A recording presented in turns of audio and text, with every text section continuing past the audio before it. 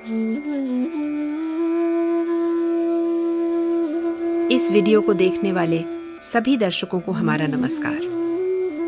अभी थोड़ी देर में आप सुनेंगे योगी श्री आनंद जी को, जो कुंडलिनी और सहज ध्यान योग के विषय में अपने गहन अनुभव एवं पुरुषार्थ द्वारा प्राप्त ज्ञान की सहायता से हम सबको जानकारी देंगे। योगी श्री आनंद जी ने 26 साल की आयु में सितंबर 1984 से दिल्ली शहर में अपनी साधना आरंभ की थी। फिर मिरज, महाराष्ट्र में अपनी गुरु माता परम पूज्य मालती देवी बाल जी के मार्गदर्शन में कठोर अभ्यास किया। 1993 में वो उत्तर भारत आ गए और 1 वर्ष तक शिवालिक पहाड़ियों में कठोर साधना की। इसके उपरांत अपने पैतृक गांव लौटकर उन्होंने गांव के बाहर एक छोटी सी कुटिया में और कठोर योग का अभ्यास किया। इस कठोर अभ्यास के द्वारा प्राप्त ज्ञान की सहायता से आपने कई युवाओं का मार्गदर्शन किया है। योगी श्री आनंद जी ने अपने अनुभवों और आध्यात्मिक शोध के आधार पर 3 पुस्तकें लिखी हैं, जिनके नाम हैं सहज ध्यान योग, योग कैसे करें और तत्व ज्ञान। ये पुस्तकें हमारे देश के कई विश्वविद्यालयों और IIT के पुस्तकालय में सबके लिए सरलता से उपलब्ध है। योगी श्री आनंद जी ने दिल्ली और महाराष्ट्र के क्षेत्र में कई व्यक्तियों को आध्यात्म की राह से जोड़ा है और आज इस वीडियो के माध्यम से आप सहज ध्यान योग, कुंडलिनी और साधना के विषय से जुड़ी अनेक जानकारियां हमें देंगे। इसके अतिरिक्त आज साधना संबंधी शंकाएं, कठिनाइयां एवं साधना के अन्य सहायक तत्वों के बारे में पूछे गए प्रश्नों का समाधान करेंगे और उनके द्वारा कुंडलिनी के अत्यंत गूढ़ रहस्यों का सहज, सरल एवं सटीक वर्णन किया जाएगा। आइए इन शंकाओं को दूर करने के लिए और साधना के क्षेत्र में उन्नति प्राप्त करने के लिए सुनते हैं योगी श्री आनंद जी को।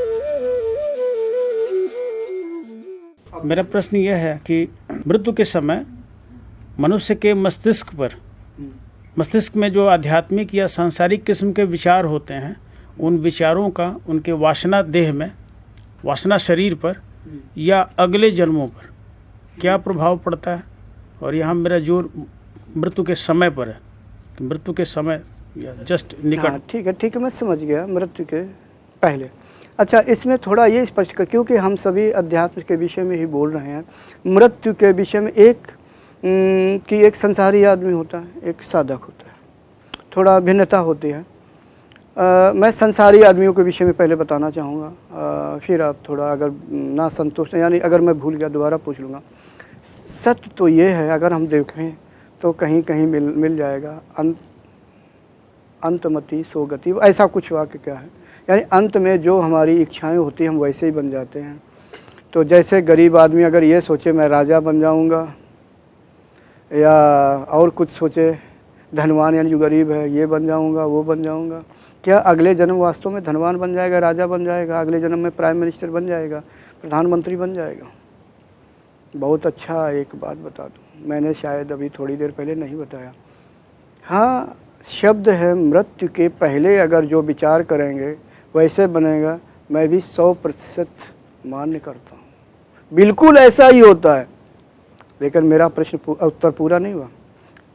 अंत में जब मृत्यु होती है उसके ठीक पहले आप जरा गौर करिए, जब देखिए, याद करिए, जब संसारी व्यक्ति मरने लगे तो फिर क्या होता है। मैंने थोड़ी देर पहले कहा, बेहोश हो जाता है, उससे पूछो, नाम लेके जो भी रिश्ता हो, पूछो तुम्हारी क्या इच्छा है, जवाब ही नहीं देगा। और अगर थोड़ी देर कह दो कि मैंने आधे घंटे बाद पहले कर रहा था, तो भाई अभी मृत्यु तो आई नहीं है। मृत्यु के पहले जब उसमें खिंचाव होता है, सत्य तो ये है, मैं बेकार में लंबा यानी उत्तर दूं, जब मृत्यु के पहले विचार यानी अपने होश में ही नहीं होता, तो उसके अंदर कैसे विचार उठेंगे कि अगले जन्म में मैं योगी बनूं, प्रधानमंत्री बनूं, राष्ट्रपति बनूं, राजा बनूं, धनवान बनूं। अर्थात मृत्यु का जब आवेग होता है, यानी जब प्राणों का खिंचाव होता है, सब कुछ भूल जाता है, होश नहीं रहता। मैंने बताया कि उसे तो ये होता है कि वो भयंकर तूफान में घिरा हुआ है, चारों तरफ अंधकार है, उसे अपने घर वालों की और निकट संबंधियों की याद नहीं होती है, उसे कुछ अपना ही भान नहीं होता, बस उसी की अनुभूति करता, मृत्यु मृत्यु मृत्यु और मृत्यु हो जाते। अर्थात मृत्यु के पहले संसारी व्यक्ति को होश नहीं रहता, इसलिए अंतिम समय पर इच्छा नहीं चलती। शास्त्र में जो लिखा है वो उसके लिए कि मृत्यु में जो होश में मरते हैं, और होश में कौन मरता है? साधक। इसके पहले कोई नहीं। कोई अगर कहे कि होश मरे तो वो भी याद नहीं करेगा। वो बात दूसरी है कि हार्ट अटैक हो जाए, हार्ट अटैक के समय वो हाथ लगाएगा, ऐसे करेगा, दर्द हुआ, ये नहीं कहेगा मैं राजा बन जाऊँ। अरे भाई, जब उसके अंदर राजा जैसे गुण ही नहीं है तो क्या सोचेगा? जब उसने अध्यात्म मार्ग पे चले नहीं तो क्या सोचेगा कि मैं ईश्वर को प्राप्त करूँगा? जब उसने अच्छे काम ही नहीं किए तो क्या सोचेगा? वो तो यही कहेगा, अरे भैया मैं मर रहा हूँ, बेटा ऐसा करना, पड़ोसी के जो 500 रुपये मत देना। उस किसी को पता ही नहीं है, या जो कुछ है पड़ोसी से मेरी बड़ी लड़ाई चलती रही है, मैं कभी जीत नहीं पाया, से बदला ज़रूर लेना, क्योंकि ज़िंदगी भर लड़ते रहे और मर जाते हैं। मैंने देखो, ये मेरी अनुभूति है, मैं गलत नहीं बोल रहा हूँ, ये नहीं कहता कि सभी ऐसे करते हैं, यानी बड़े गलत बातें सोचते हैं लोग। अर्थात उत्तर है, मृत्यु के समय संसारी पुरुष को होश नहीं रहता, वो बेहोश रहता है। उस समय की बात कही गई है। अगर कोई कहे कि 10 मिनट 5 मिनट पहले, नहीं, जब मृत्यु हो रही हो होश नहीं होता, सिर्फ श्रेष्ठ पुरुषों साधकों का होता है, उसे होश रहता। वो कहता हाँ मैंने, जैसे आप याद करो कि ब्रह्मरंध्र के अंदर जब आपकी प्राणवायु पूरी नीचे से ऊपर हो जाती है, मैं सिर्फ इसी जगह कहता, तब आप होश में भी रहते हैं कि हाँ ब्रह्मरंध्र में अंदर होगी, प्राणवायु भी चली गई, याद भी रहेगा कि मरने वाला हूँ, झटका लगेगा। मतलब ऐसे साधक को तो होश रहता, संसारी को नहीं, उसे घोर कष्ट होता। या तो हृदय गति में धोखे में मर जाएगा, एक्सीडेंट मर जाएगा, वो होश नहीं रहेगा। यही नहीं पहले चिल्लाने लगे मैं राजा हो जाऊंगा, राजा हो जाऊंगा, राजा नहीं होगा। क्यों? अब होता क्या है? तकनीकी। मैंने थोड़ी देर पहले बोला, मृत्यु के समय यानी मृत्यु से पूर्व संचित कर्मों से अगले जन्म के संस्कार प्रकट हो जाते हैं। बस अटल सत्य है, प्रकृति का नियम है। अगर उस समय ऐसी क्रिया हो रही है, जब वो नीचे से, क्यों कि पिछले कर्मों के संस्कारों के कारण, वर्तमान के संस्कारों के कारण अगला जन्म निश्चित होता है, तो वो तो अगले जन्म के लिए तुरंत हो गए और इसके बाद मृत्यु हो जाती है। उसके ऊपर मृत्यु का संस्कार है ही है, मृत्यु हो गई और आगे के मार्ग तय होगा। तो संसारी व्यक्ति नहीं सोच सकता। तो मेरा ये भी पूछना था कि वासना शरीर पर या अगले जन्मों पर ऐसे विचारों का क्या प्रभाव पड़ता है? देखो, मैंने अभी बताया कि संसारी व्यक्ति तो कर नहीं पाता ऐसा, तो वो तो वासना देह में जाएगा, अज्ञानता के कारण दुख की अनुभूति करेगा, भूख प्यास भी लगेगी। प्राणों का एक नियम है, भूख प्यास लगना प्राणों का काम है। स्थूल शरीर नहीं करता कुछ, है प्राण करते हैं। प्राण ही भूख की और प्यास की अनुभूति कराता, सब कुछ होता प्राण ही, सारा कुछ है प्राण के द्वारा ही सारा कुछ ये चल रहा है। अच्छा, आपने कहा वासना दे, और साधक वासना दे में क्यों जाएगा? हाँ, और जो साधक होगा समाधि लगाता होगा, ईश्वर का स्मरण करेगा, ऊपर के लोकों में जाएगा, वहाँ भी ईश्वर का स्मरण करेगा। दोनों में भारी भिन्नता है। संसारी आदमी मरते समय अपने पुत्रों की याद करेगा, परिवार को याद करेगा, मरने के बाद वासना देह में जाएगा, फिर याद करेगा। ठीक, दोनों में भारी भिन्नता। साधक है, ईश्वर को वैसे भी याद कर रहा है, या सिद्ध पुरुष है तो वो उसको याद करेगा, ऊपर जाकर भी तप लोग, जन लोग, महर लोग गया उसमें याद करेगा। तो यानी अंतर होता है, साधक वासना देह में नहीं जाता। गुरुजी, मेरा प्रश्न ये है कि क्या योग बल से मृत्यु को रोका जा सकता है? ये भी एक अच्छी बात कही। लोग पता नहीं ऐसे बात जानते हैं कि नहीं जानते हैं। सत्य तो ये है, योग बल जो आपने शब्द कहा, अच्छा कहा, अगर रोकने वाला जो ऐसा चाहता है उसके अंदर योग्यता अच्छी है, अच्छी तो मैं कहूँगा जिसकी कुंडलिनी स्थिर है, कठोर साधना है और काफ़ी कुछ पावर रखता है, तो कुछ विशेष प्रकार के लोगों की ही मृत्यु थोड़े समय के लिए रोक सकता है। अब कैसे? एक्सीडेंट वालों की नहीं, वो तो हो गया, शरीर टूटा फटी किसी प्रकार से हुआ, जहर खाया, आग लगाई, नहीं। जो वृद्धावस्था में निरोगी जिनकी मृत्यु हो रही होगी, निरोगी अवस्था में, अगर उनको यानी रोग चाहे, जैसे मान लो अभी 5 मिनट बाद मृत्यु होनी है, तो ऐसे साधक या सिद्ध पुरुष या योगी एक विशेष पद्धति जानते हैं। वो संकल्प करेंगे, कुछ क्षण के लिए रुक जाएगी, कुछ क्षण के लिए, आधा घंटा, 1 घंटा, 2 घंटा, 4 घंटा, ये उनके पावर के ऊपर है, मृत्यु को रोक देंगे। कारण कि जैसे ही, अब पद्धति क्या है, क्योंकि ये काम कर नहीं पाएगा, कर पाएगा वो जानता भी होगा, कि जैसे ही प्राणवायु खिंचाए मारेगा, ज़बरदस्त शक्तिपात कर दो उसी क्षेत्र में, शक्तिपात करते ही रहो, योग बल बहुत भारी मात्रा में जाएगा। एक ये पद्धति है, बिल्कुल रोका जा सकता। दूसरी, जिस सिद्ध पुरुष को क्षमा कीजिए, जिस सिद्ध पुरुष को मृत्युंजय मंत्र सिद्ध है, उस सिद्ध मंत्र का स्मरण करेगा और बार बार उसे संदेश देगा कि थोड़े समय के लिए साधना, अरे जीवन रोक रहा हूँ, जीवन दे दिया जाए, मृत्यु रोक रहा हूँ, जीवन दे दिया जाए, जरूर करेगा। सिद्ध मंत्र में वर्तमान में भी पावर है अगर सिद्ध है। और सिद्ध मंत्र तब माना जाता है जब बोलते ही सूक्ष्म अंतरिक्ष से अर्थात चित्ताकाश से, शब्द है चित्ताकाश, भूताकाश नहीं, चित्ताकाश से विशेष प्रकार के तेज गोल गोल छल्ले जैसे बन बन के नीचे आने लगते हैं और ब्रह्मरंध्र में बोलने वाले के समाने लगते हैं। सिद्ध मंत्र की पहचान है, जिसे सिद्ध जान जाएगा, और नहीं तो धोखे में ना रहे कि मंत्र हमने 10 साल वो किया, 20 साल किया, ऐसा कुछ नहीं। सिद्धता की कोई ठिकाना नहीं। ज़्यादातर सतयुग द्वापर त्रेता में सिद्ध होते, वर्तमान का मुझे पता नहीं, लेकिन सिद्ध मंत्र जैसे सिद्ध है काम करेगा, उसका कोई कुछ नहीं, बाल बांका नहीं कर पाएगा, मृत्यु भी घुटने टेकेगी, जिसको मृत्युंजय मंत्र सिद्ध है, परम सत्य है। गुरु जी, क्या मृत्यु का समय प्रकृति के द्वारा निश्चित होता है या इसे मनुष्य अपने वर्तमान जीवन के शुभ कर्मों के द्वारा इसे आगे बढ़ा सकता है? बहुत अच्छा है। मुझे गीता की याद आ गई। भगवान कृष्ण ने गीता में अर्जुन से कहा है, कर्मों का रहस्य अत्यंत गूढ़ है। सत्य तो ये है जो तुम्हारे प्रश्न का उत्तर है, सारा कुछ प्रकृति के ही विधि विधान से होता है, विधि से होता है, जो उसके नियम है उन्हीं के अनुसार होता है। अगर ज्ञान के द्वारा देखा जाए तो ये जीवन एक नाटक जैसा खेला जाता है। अर्थात अगर जिस बच्चे ने जन्म लिया हुआ है उसकी जन्म लेने से पूर्व भी मृत्यु निश्चित होती है। ठीक, जन्म लेने से पूर्व मृत्यु निश्चित हो जाती है। जब जीवात्मा जन्म लेने के लिए माता के गर्भ में ऊपर से लोक से आती है तो मृत्यु भी वहीं निश्चित कर दी जाती है और जन्म होता। अर्थात एक तो ये हो गया। अब आ जाए थोड़ा विरोधाभास में, अब आ जाएगा।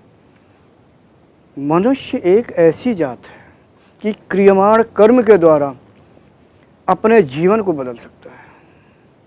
अगर मनुष्य इसी के पीछे, कोई कर्मठ मनुष्य अध्यात्म में इसी के पीछे लग जाए तो मृत्यु को परिवर्तित कर सकता है। थोड़े समय के लिए, अभी थोड़ी बात पहले हुई थी, थोड़ा समय होगा, नहीं तो वही होगा। अब प्रश्न तमाम उठ खड़े होंगे। तो फिर जो कहा जाता है कि आत्महत्या कर ली है तो बुरा क्यों कहा जाता है? भूकंप में ढेर सारा मतलब जानें चली जाती, ढेर सारी सुनामी आ जाती हैं, समुद्र में तमाम होती हैं, घटनाएं घटती हैं, उसमें चली जाती है हवा, तमाम एक्सीडेंट होते हैं जो सामूहिक रूप से चले जाते हैं। देखो, जो प्राकृतिक आपदा में मृत्यु आती है उसका वो जीव जिम्मेदार नहीं है, प्रकृति जिम्मेदार है। प्रकृति क्या करती है हम पर, मतलब हम उस पर कुछ प्रश्न नहीं उठा सकते हैं। प्रकृति की स्वतंत्रता है, वो कैसे रखती क्या नहीं करती है, वो स्वयं ही हमारे रूप में। प्रकृति मतलब पंचभौतिक शरीर, पंचभूत और 3 गुण, वो किस तरह से अपने आप में क्रिया कर रहे हैं हम प्रश्न करने वाले कुछ नहीं है। अर्थात प्राकृतिक आपदा में वो जिम्मेदार। जो हम यानी शरीर को बलपूर्वक असमय त्याग देते हैं वो एक गलत कार्य है, बुझ लिए। यानी मनुष्य है, यानी अपनी इच्छानुसार यानी कर्म के द्वारा अपने मृत्यु को टाल सकता है, लेकिन एक संसारी पुरुष नहीं। सब कुछ योगियों के ऊपर आ जाएगा कि हाँ मृत्यु को आगे बढ़ा देगा। तो जो तुमने अभी प्रश्न किया तो यही है, मृत्यु एक निश्चित ही होती है, मगर कुछ ऐसा देखा गया है कि योगियों की या अन्य कुछ अगर जाएं पीछे, काफ़ी पीछे यानी शास्त्रों में या कुछ लें तो मृत्यु को टाला गया है और कुछ विभिन्न प्रकार के कुछ नियमों का उल्लंघन किया गया है। तो वो दिव्य शक्तियों के द्वारा या परम उच्च कोटि के योगियों के द्वारा ही संभव हुआ है, संसारी व्यक्तियों के द्वारा नहीं, क्योंकि इतनी उनमें सामर्थ्य नहीं होती है। संक्षेप में मृत्यु निश्चित होती है, जन्म से पूर्व निश्चित होती है, उसी के समान चलता है। संसारी पुरुष कुछ नहीं कर सकता, अगर कुछ कर सकता है तो श्रेष्ठ किस्म का योगी ही कर सकता है। गुरु जी, अगर सांसारिक मनुष्य यम नियम का पालन तो करता है लेकिन योगाभ्यास नहीं करता है तो मृत्यु के पश्चात उसकी क्या अवस्था रहती है? ठीक है, तुमने प्रश्न किया, लेकिन मैं तुम्हें एक शब्द समझाता हूँ। तुमने ये शब्द का यम नियम का पालन करता है, हम जरा बोलिए यम नियम का पालन करता है और हाँ हम करता है नहीं करता है, हाँ योगाभ्यास नहीं करता है, नहीं करता। केवल यम नियम का पालन करता है, अच्छा तो उसकी अवस्था क्या होगी हाँ, मृत्यु के बस पश्चात? मृत्यु। देखो एक शब्द कह दूँ, एक शब्द है यमराज, सुना होगा, और सभी का पाला भी पड़ता है, हंटर बजता है, खैर मजाक में कह गया, और सत्य है पाला पड़ता है। यमराज का मतलब है जो यम पर शासन करे, यम यम राजा, यानी यम जो ये पांचों हैं, सत्य अहिंसा वगैरह पांचों जो हैं, इन पर पूर्ण रूप से जिसकी पकड़ हो, पारंगता हो, जिसने सिद्ध कर सकता है, जो पूर्ण रूप से सत्य हो। ठीक, सत्य तो ये है जिस जो यम नियम, ये नियम को भी छोड़ दें, यम में अगर पारंगत हो गया तो उसे ज़रूरत क्या है साधना करने की? शाब्दिक अर्थ समझो, जो पूर्ण रूप से सत्य होगा तो वो तो ब्रह्म ही हो गया, तो उसका चित्त अपने आप निर्मल हो जाएगा। सत्य ये है कि पूर्ण रूप से सत्य का प्रयोग कोई नहीं करता, सत्य का पालन पूर्ण रूप से कोई नहीं करता। इसका कारण है हमारे चित्त में तमोगुणी वृत्तियाँ, वो एक ऐसी अपनी क्रिया करती रहती हैं, वो भी तो एक ब्रह्म का ही स्वरूप है। हमने उन्हें बनाया, इन वृत्तियों को कर्म के द्वारा बनाया, तो कभी कभी प्रभाव दे जाएंगे, कर देंगे। जब बाहर निकलेंगे, जब अधर्म रूपी वृत्ति बाहर निकलेगी तो हम असत्य में आ जाएंगे। ठीक है, ऐसे वृत्ति, तुम्हारे प्रश्न का उत्तर है, ऐसे महापुरुष निश्चय ही परम श्रेष्ठ होगा जो यम पर शासन करता होगा या यम पर पकड़ होगा। ठीक, जो तुमने प्रश्न किया उत्तर दे दिया, महापुरुष निश्चय ही उसकी श्रेष्ठ अवस्था होगी। गुरुजी, मृत्यु के समय प्राण कहाँ से निकलता है? प्रश्न बहुत ही अच्छा है और ये सभी के लिए है। जो सांसारी पुरुष होते हैं और जो जिनके कर्म पाप से युक्त होते हैं, और थोड़ा स्पष्ट करूं, जो पुरुष सदैव नशीले पदार्थों का सेवन करते हैं और अधर्म में लगे रहते हैं, मृत्यु के समय अधोगति होती है, गुदा द्वार से उनका प्राण निकलता है। जिन्होंने ज़्यादा मात्रा में नशे का सेवन किया और रात दिन पाप कर्म करते रहते हैं, पक्की बात है। अब थोड़ा आ जाएं, जिन्होंने परोपकार किया है, दूसरे को यानी काम आए उनका जीवन है, जिन्होंने ऐसा कोई काम नहीं किया कि उंगली उठाए समाज या दूसरे को, यानी अपना जो जीवन जिया है सात्विकी प्रकार से जिया है, साधारण ढंग से रहा है, सही अपना मानवता के रूप में जिया है, उनका प्राण अक्सर कभी कभी कानों से, आँखों से, नाक से और मुंह से, लेकिन ये ऐसे प्राण पूर्ण रूप से नहीं निकलते हैं कान से, आँख से, कारण उनका कंठ चक्र नहीं खुला होता। ज़्यादातर जो मैंने मृत्यु के समय चेक किया है, हालांकि सूक्ष्म रूप से होता है, तो वो कुछ मात्रा में कभी कभी अधोद्वार से भी निकल जाता है। अच्छा, लेकिन जो जिनकी भावना सदैव परोपकार में, यानी जो अच्छे पुरुष हैं, भले संसारी हैं, उसकी कोई बात नहीं, तो कभी मुंह से निकला, कभी नाक से और कान से, और इनके अनुसार ही आगे की गति भी होती है। ठीक, जिनकी निम्न भाग से निकला उनका पता नहीं क्या होगा, क्योंकि जो जब वासना देह में जाएंगे, नशीले पदार्थों को सेवन करने वाले, मार काट करने वाले, झगड़े करने वाले, दूसरों को धोखा देने वाले, यानी पाप कर्म में ही जीवन निकल गया, तो बड़ी गति खराब होगी, कष्ट ही कष्ट होगा। भूवर लोक के बाद वो कहाँ जाएंगे उचित नहीं कहना है, और मैं कोई उसका नियंता नहीं हूँ, यानी मैं जानता भी नहीं हूँ, निर्णय तो वहाँ के लोग करेंगे या कर्म करेगा। तो मतलब प्राण कई जगह से निकलता, मगर इससे ठीक दूसरी तरफ सोचे कि साधक का प्राण अधोगति से नहीं निकलता। जो प्राणायाम करते हैं, जिनके चक्र खुले हुए हैं, मान लो कंठ चक्र है खुला नहीं खुला है, कुंडलनी ऊपर जा रही, तो भी अधोगति से नहीं होती। अगर प्राणायाम उसने अच्छा किया हुआ, कुंभक लगाया हुआ, आंतरिक कुंभक और वाह कुंभक लगाया हुआ, तो ऊपरी जो रंध्र हैं, छिद्र वगैरह हैं, वहाँ से निकल जाएंगे। कंठ चक्र खुला है तो योग्यता के अनुसार निकलेंगे।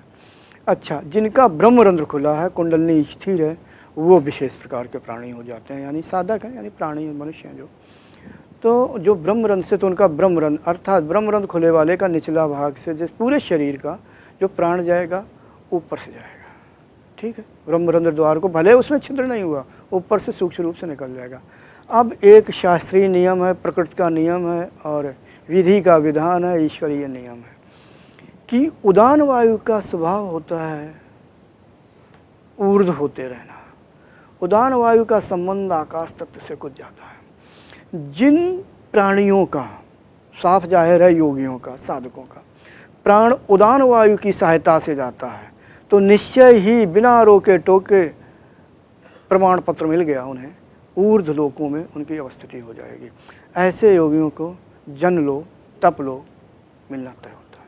तो ब्रह्मरंध्र खुले वाले साधकों को किसी प्रकार का भय नहीं होना चाहिए, मगर सचेत भी रहें। इसका मतलब ये नहीं है कि ब्रह्मरंध्र खुल गया कुछ भी करें।